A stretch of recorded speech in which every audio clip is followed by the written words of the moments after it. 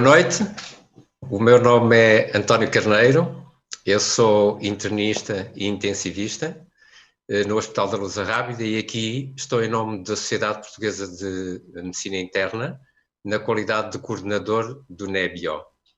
Aquilo que hoje nós vamos debater é dentro daquela série de conversas ou de debates que nós programamos, os 5 programamos, para vermos diferentes perspectivas durante este tempo em que vamos vivendo este confinamento do Covid, deste momento em que estamos vivendo o confinamento provocado por esta pandemia, temos perspectivas diferentes. E é uma iniciativa da Sociedade Portuguesa de Medicina Interna patrocinada pela Bayer, o que é importante para nós podermos ter estas iniciativas. O NEBIO precisa de patrocínios destes, de responsabilidade social. O núcleo de bioética não tem outra fonte que não seja a responsabilidade social das empresas. Mas hoje é um dia diferente, é um dia especial porque vamos ter connosco a professora Maria do Céu Patrão Neves, catedrática de bioética e consultora da Sociedade Europeia em Bioética, que é uma autoridade mais que reconhecida e uma autoridade que é polivalente, não só tem experiências muito variadas e multifacetadas, quer no domínio estrito da bioética médica, como na responsabilidade social, como na responsabilidade política, e isto faz desta nossa oportunidade de partilharmos estes momentos com ela, momentos únicos. Senhora professora, muito obrigado pela sua presença. Muito boa noite, Dr. António Carneiro. Boa noite também a todos aqueles que quiseram, do conforto da sua casa, participar neste ciclo de debates, organizado pelo Núcleo de Estudos de Bioética da Sociedade Portuguesa de Medicina Interna, que eu quero aproveitar para felicitar muito vivamente por esta iniciativa tão oportuna e tão pertinente relativamente às questões éticas em tempo de pandemia. Eu devo dizer que tenho colaborado no passado, quer com o núcleo, quer com a sociedade, e tem sido sempre um gosto, mas desta vez sinto quase um verdadeiro privilégio, uma vez que sou a única não médica neste ciclo de debates. Esperarei, em todo o caso, que me explicasse... É não médica, mas tem uma proximidade com os médicos em todas as facetas. Posso começar por um desafio, Sra. Professora? Um dos livros mais acessíveis para os médicos e outros profissionais de saúde que teve a oportunidade de publicar foi a Bioética Simples. E nessa Bioética Simples, uma das suas afirmações, em conjunto com o professor Walter Oswald, que é o coautor desse livro, é esta afirmação: os fenómenos da natureza não estão sujeitos a qualquer apreciação ética. O escrutínio ético apenas recai sobre a ação humana. Quando a ação humana ganha o poder de alterar a vida tal como esta se nos dá naturalmente, então essa ação sobre a vida cai sobre a alçada da ética. Esta sua afirmação, que é provavelmente a sua afirmação que eu mais vezes cito quando discuto a relação da medicina com a sociedade, com as pessoas, etc., como é que se lê nos tempos que correm e neste momento de pandemia? Dr. António Carneiro, se calhar seria a pessoa mais indicada para comentar a frase: quando a devolve ao autor, o autor sente-se quase embaraçado. Mas em todo o caso eu digo o que é que pensei, sobretudo porque esta afirmação é de facto minha, ainda que o livro tenha sido escrito a 4 mãos, e esta afirmação tem um sentido francamente preciso. Os fenómenos da natureza não são suscetíveis de apreciação ética. Quer dizer que não são bons nem são maus. O vírus não é bom nem é mau. Esse seria o exemplo. O coronavírus não é bom nem é mau. É uma entidade biológica, é um ser vivo, animado por um dinamismo interno, determinado, a que não assiste qualquer forma, não há possibilidade de ser diferente. É aquilo que é, sem poder ser outra coisa. Mas a forma como ele mexeu connosco já despertou reações, atitudes e posturas que já têm uma dimensão diferente. Totalmente diferente. O fenómeno natural em si não é suscetível de escrutínio ético. O vírus não é bom nem é mau. Mas a maneira como nós reagimos ao vírus, como nós interagimos nesta fase de pandemia, essa sim é uma ação humana, uma ação livre, uma ação ditada pelo exercício livre da vontade e, por isso, uma ação que tem alternativas possíveis. E neste caso, pode ser boa e pode ser má. Ele apanhou-nos desprevenidos, não foi, Sra. Professora? Nem tanto assim. Nem tanto assim. Nós podemos dizer que nós fomos duplamente até prevenidos. Prevenidos a curto prazo, se nós pensarmos que a epidemia começou, e neste caso era ainda uma epidemia que começou na Ásia, começou na China e começou ainda nos finais de 2019, imediatamente nós percebemos o que é que este vírus fazia. Nomeadamente, nós sabíamos que atacava as pessoas mais idosas e sabíamos que as pessoas mais idosas infectadas sucumbiam também mais rapidamente. O que é que nós fizemos? Mas a maior parte dos avisos, e o Bill Gates em 2015 até fez um cenário que é igualzinho. Mas a maior parte das vezes... Está-me a tirar as palavras da boca, que eu ia precisamente referir, que nós tanto tivemos um aviso a curto prazo, o que aconteceu na China, como tivemos um aviso a longo prazo com esta conferência que o Bill Gates fez no TED, foi um TED que ele fez em 2015, ele diz claramente que o mundo se tinha que preocupar era precisamente com outbreaks, por isso com surtos infecciosos epidemiológicos, por isso ele não estava a vaticinar algo do ponto de vista da sua imaginação pessoal, pois, mas claro. ele tinha bases. Não adivinhou.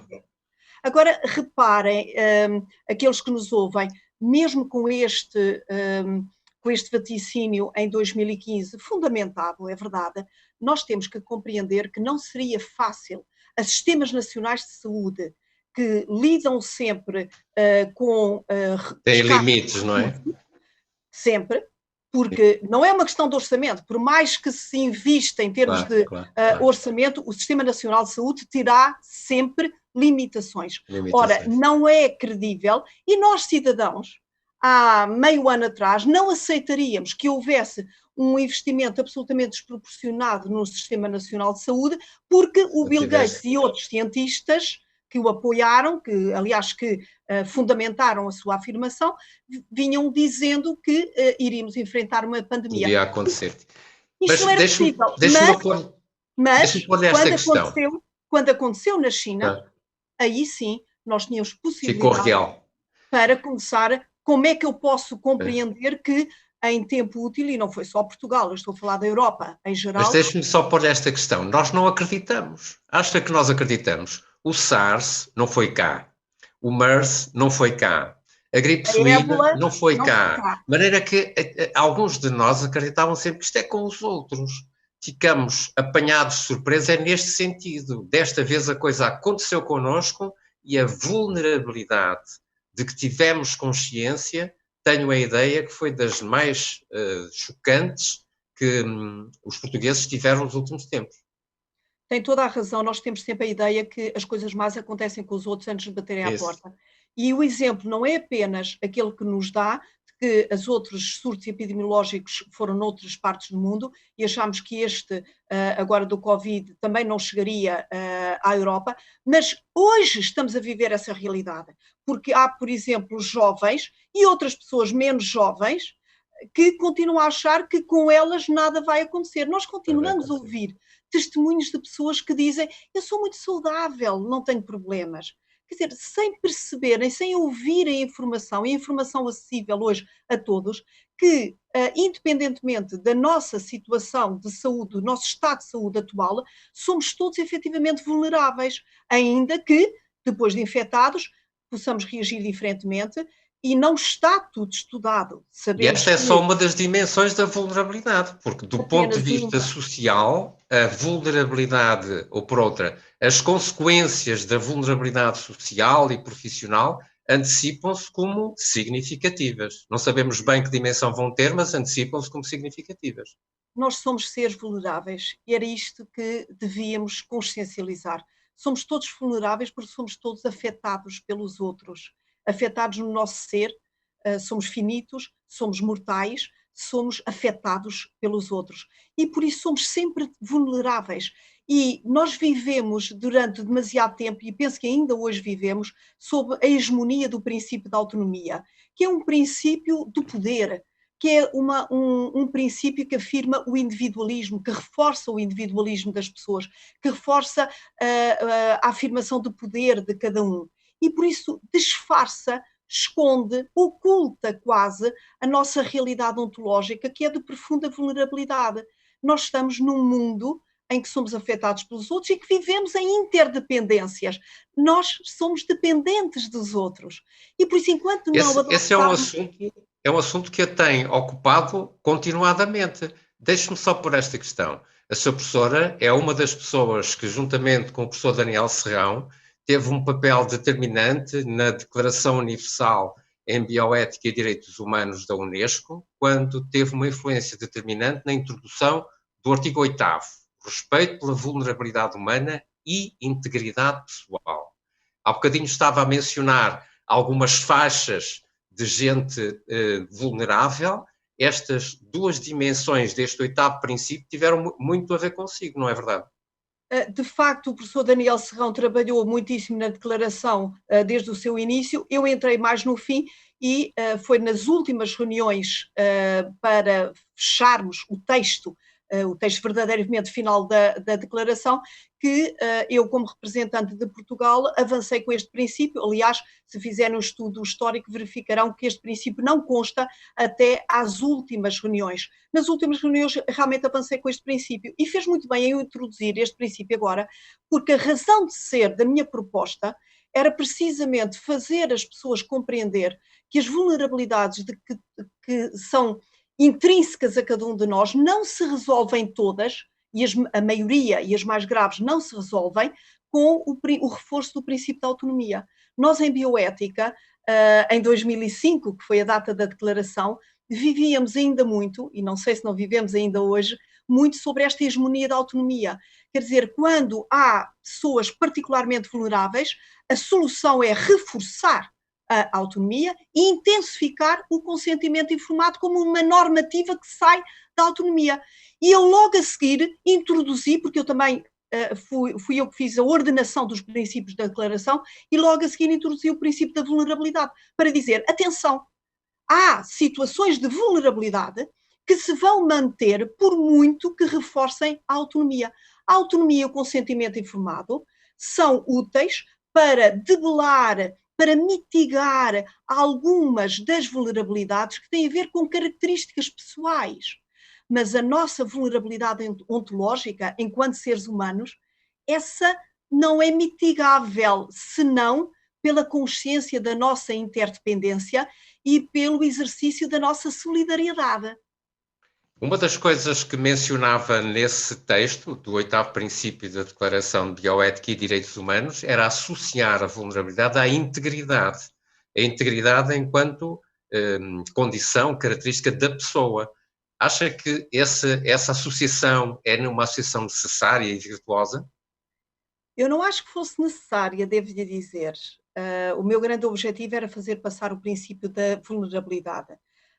Mas a questão da integridade, que eu acho que não era absolutamente necessária aqui, não deixou de ser um contributo interessante, porque no fundo, é preciso ser bem entendida, esta integridade tem a ver com a coerência do nosso modo de ser, com a nossa identidade, com a nossa verticalidade, com o entendimento de cada uma das pessoas como sujeito que é.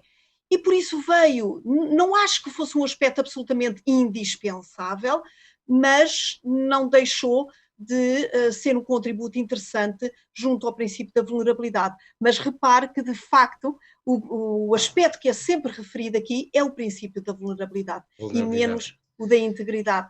E um dos aspectos que, se calhar, também agora veio trazido à liça, veio trazido a debate, é a maneira como este texto está escrito, porque a forma como este texto está escrito introduz uma outra questão que me parece muito interessante. Diz o texto: na aplicação e no avanço dos conhecimentos científicos, da prática médica e das tecnologias que lhe estão associadas, devem ser tomadas em consideração a vulnerabilidade humana. Eu tenho a ideia de que muitos de nós, antes de viverem esta experiência, estavam mesmo convencidos de que os recursos tecnológicos eram a solução. Aparentemente, não é exatamente assim. Olha, doutor António Carneiro, eu gostava imenso de estar 100% de acordo consigo, mas só estou até metade. E porquê? Porque, por um lado, tem toda a razão, julgávamos que a ciência, as biotecnologias seriam efetivamente a solução para todos os nossos males, e agora o que nós verificamos é que mesmo para encontrarmos um fármaco seguro e eficaz, vamos levar bastante tempo. Para encontrar uma vacina, não obstante as informações ilusórias que pululam os nossos meios de comunicação social, não vai ser assim tão cedo, também não vai ser tão tarde, como não vai ser dentro do prazo habitual, porque com a assistência da inteligência artificial nós vamos conseguir efetivamente chegar a uma vacina num tempo menor do que habitualmente. Mas, em todo o caso, diz muito bem, todo o avanço científico, tecnológico, biotecnológico não está a dar a resposta que nós queremos. E, no entanto, permita-me que acrescente, continuamos a sofrer do mesmo mal. Isto é, continuamos o mesmo mal que acabou de apontar, o mal de que nós acreditamos que a ciência vai resolver tudo. E agora, uma vez que as ciências biomédicas não conseguiram resolver rapidamente, a tempo de evitar o degenerar da crise sanitária numa crise económica e numa crise social, então estamos a fazer recurso às tecnologias digitais. E daqui a pouco estamos todos com o nosso telemóvel, que nem eu já chamei algemas, para que nos vão identificar todos os nossos passos, todas as nossas interações, e não há um debate público sobre isto. Pelo contrário... Mas não tem ideia de que isso já acontece? Quando vai fazer uma pesquisa do que quer que seja, não tarda nada, o próprio software vai-lhe fazer propostas de acordo com o seu perfil. Nós já estamos, de alguma forma, muito dependentes dessa vigilância, desse Big Brother. É verdade, só que agora perderam a vergonha, se me permite dizer desta maneira. É que antes ainda vivíamos parcialmente na ilusão de que podíamos escapar.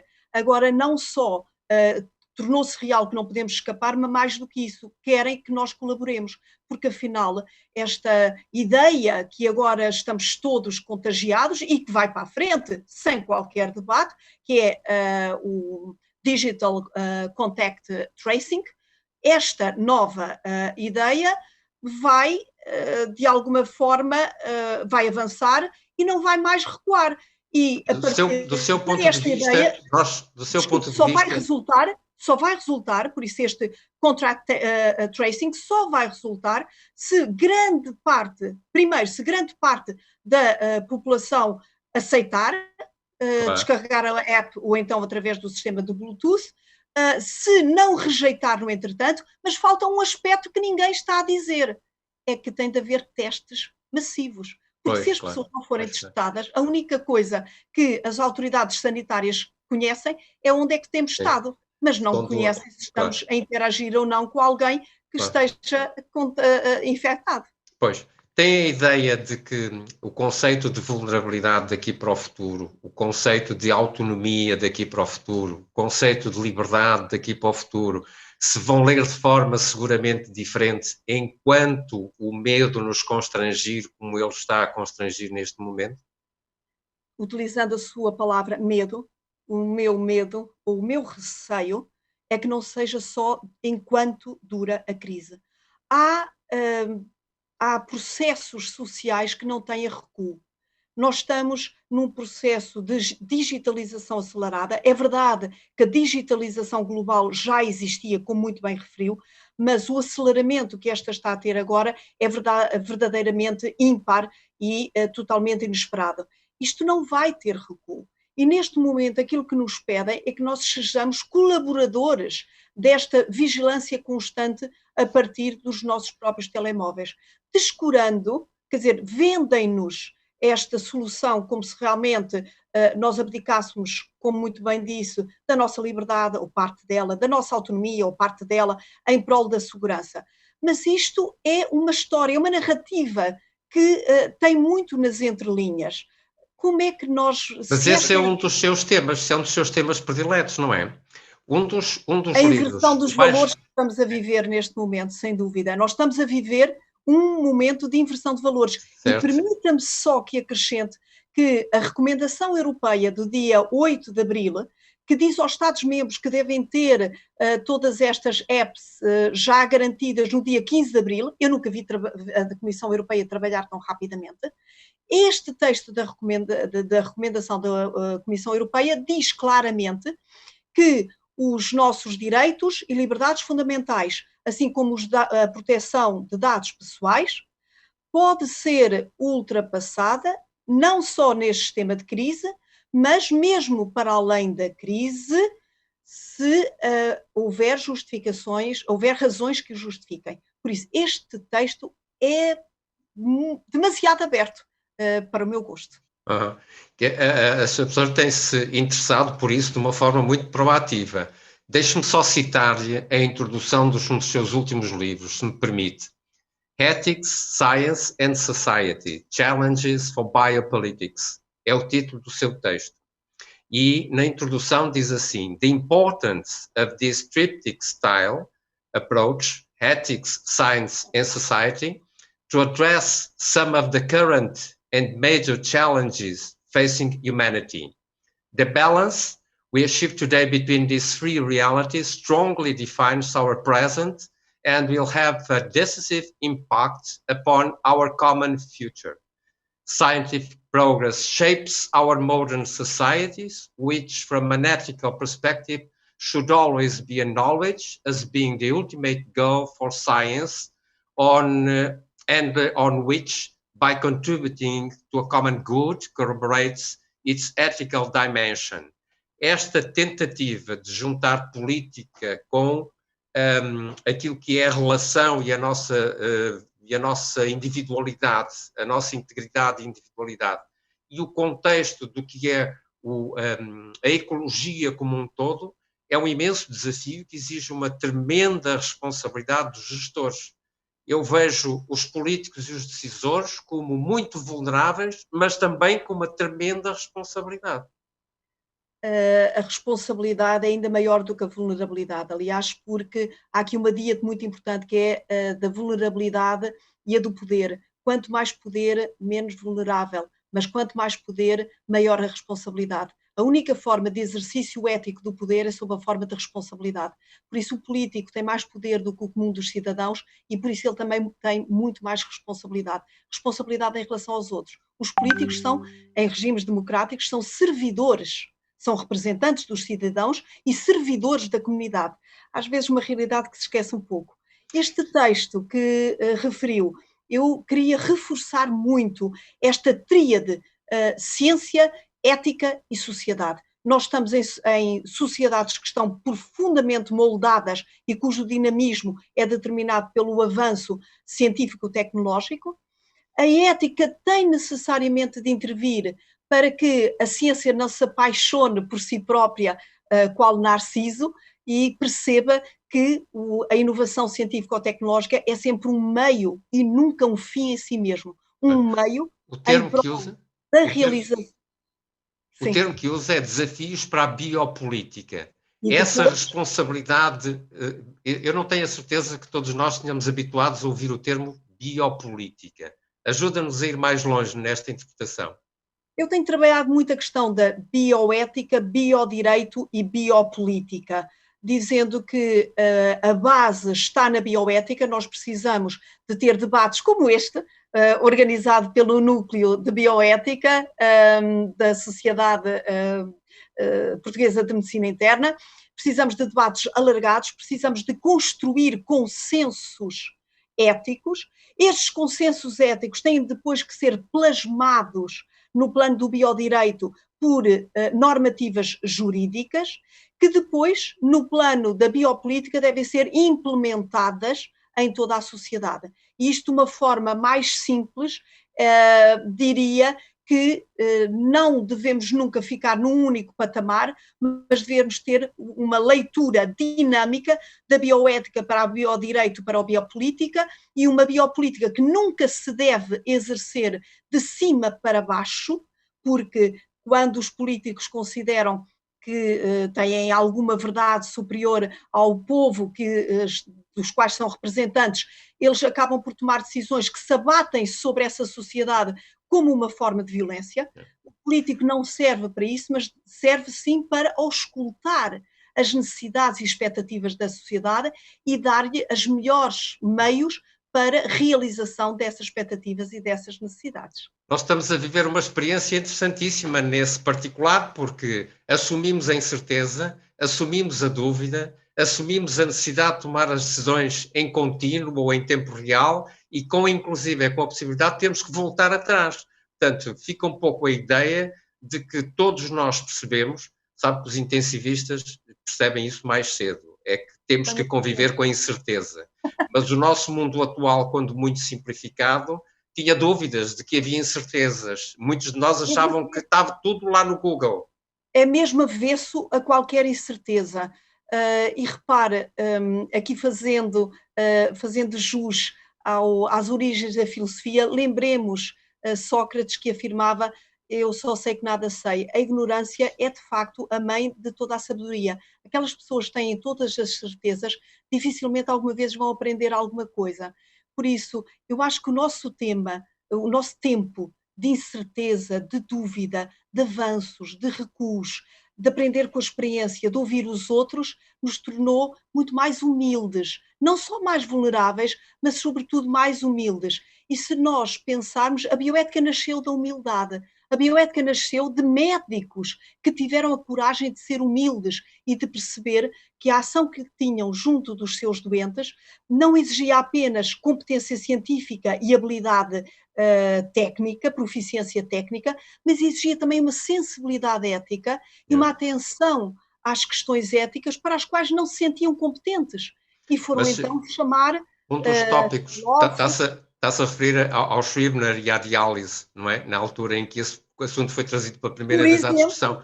Mas deixe-me pôr nesta questão, um dos seus artigos mais interessantes no Observador recentemente, independentemente dos outros, mas que veio muito de em cima da questão, foi a forma como tratou a diferença entre o racionamento e a racionalização. Isto a propósito da decisão e da forma como se toma a decisão. Ajuda-nos a ir um pouco mais longe nas suas reflexões. Eu agradeço essa pergunta porque eu escrevi este pequeno texto precisamente porque considero que a esmagadora maioria das pessoas, e lamentavelmente mesmo profissionais da saúde, não fazem a distinção entre racionamento e racionalização. E quando nós estávamos no início da epidemia, da pandemia em Portugal, e se começava a falar da possibilidade de não haver ventiladores para todos os doentes, a partir da experiência que estávamos a assistir na Itália e em Espanha, era muito importante fazer esta distinção. O racionamento refere-se à existência de recursos limitados que têm que ser distribuídos por um número reduzido de pessoas, segundo determinados critérios. E este sistema de racionamento funciona bem, mesmo do ponto de vista ético, quando nós estamos a falar de bens não vitais. Deixe-me dar um exemplo. Há poucas máscaras. A quem é que nós vamos distribuir as poucas máscaras que existem? Eu diria que é consensual na sociedade portuguesa dizer àqueles que estão na linha da frente, aos profissionais de saúde, que estão mais expostos em contacto direto com as pessoas infectadas. E por isso não temos dúvidas que estes bens, máscaras de proteção, máscaras cirúrgicas, vão ser entregues primeiramente aos profissionais de saúde e depois a polícias, a bombeiros e outras pessoas que estão na linha da frente com possibilidades de contato com os infectados. E por isso é um processo que é aceitável. Quando nós estamos a falar de ventiladores, ou seja, bens vitais, nós não podemos usar o critério do racionamento, porque se usássemos o critério do racionamento, estaríamos a estudar características das pessoas para as incluir ou não incluir. E houve muito boa gente que considerou que podíamos excluir as pessoas que tinham 80 anos, ou as pessoas que tinham 75, ou as pessoas que tinham 70 e podíamos continuar por aí adiante. Isto é, como se a dignidade humana caducasse ou se gastasse com a idade. Isto é uma má compreensão da dignidade humana. A dignidade humana refere-se ao valor absoluto, inalienável, intrínseco, incondicional de todo o ser humano. Por isso, o recém-nascido, eu, o Dr. António Carneiro, o idoso que tem 90 anos ou tem 100 anos e está nos cuidados intensivos tem a mesma dignidade humana. Então, como é que eu faço a distribuição de ventiladores sem apostar nas características? Porque quando eu for apostar nas características dos doentes, eu estou a fazer discriminação e estou a violar a dignidade humana. Então, o que é que eu vou fazer? Eu já não utilizo, então, para bens vitais, o sistema de racionamento, que aposta nas características das pessoas. Por exemplo, profissionais de saúde têm máscaras em primeiro lugar, mas eu vou apostar em potencializar, em rentabilizar, em maximizar os escassos recursos que eu tenho. Eu vou utilizar os escassos recursos que eu tenho naquele doente que pode fazer melhor com aqueles escassos recursos. Isto é uma forma de triagem totalmente diferente daquela que, por exemplo, acontece num tempo não tipo de pandemia, em que chega o doente mais grave à urgência e o médico corre primeiro para aquele que está mais grave e deixa para depois aquele que está menos grave. Ou seja, nós temos que perceber que os modelos de triagem são vários e que se exercem diferentemente do ponto de vista ético, conforme as circunstâncias. A sua afirmação no seu texto sobre isso é uma afirmação lapidar. Numa situação normal, priorizam-se os doentes com pior prognóstico, numa situação de escassez de recursos, excluem-se os que têm pior prognóstico. Ou seja, rentabilizam-se os escassos recursos que temos para aqueles que podem efetivamente e têm verdadeiramente ainda uma capacidade razoável de sobrevida. Por isso, são sistemas diferentes, mas devo dizer, o mais importante aqui, para quem nos ouve, é perceber que quando nós racionamos, em vez de racionalizar recursos de saúde, nós estamos a classificar pessoas, estamos a avaliá-las pelas suas características. E sempre que avaliamos pessoas pelas suas características, nós estamos a violar o princípio da dignidade humana e a pôr em causa seriamente o princípio da justiça social. Demos uma volta, começamos no 8º princípio da bioética e dos direitos humanos, onde já estavam estas duas dimensões da nossa condição humana presentes. Deixe-me só pôr-lhe uma última questão que me parece particularmente interessante. Quando a sua professora, quando há bocadinho nós estávamos a ver a importância da ciência e o papel da ciência em cada uma destas intervenções, deixe-me pedir-lhe que me faça um comentário sobre esta questão. É ciência ou é tecnologia? Ou seja, neste momento, a forma como a tecnologia evolui, a forma como a tecnologia responde aos desafios, a forma como ela inova, a forma como se autossatisfaz com o seu próprio sucesso e a tal tecnologia não tem dono, é de quem a comprar, faz dela uma terrível ameaça. A ciência ainda comanda a tecnologia ou a tecnologia já condiciona a ciência? Penso que estamos aqui em clara sintonia. Houve um momento em que, de facto, as grandes investigações eram no plano do conhecimento e depois eram traduzidas, eram aplicadas em tecnologia. Hoje tem toda a razão no que diz, nós temos uma inversão. As grandes leis da natureza estão, em grande parte, descobertas. Não é no plano do conhecimento que a inovação se faz mais rapidamente, é no plano da inovação tecnológica. É aqui é que avança, é no fazer. E isto tem um problema muito grave, é que o fazer, sem saber porquê, para quê, desresponsabiliza de facto, ao mesmo tempo que a própria inovação tecnológica apaixona. O ser humano tem uma atração muito especial pelos gadgets, pelas novas maquinarias, pelas coisas que fazem coisas diferentes. É aquela nossa mentalidade quase infantil que perdura de querermos ver acontecer.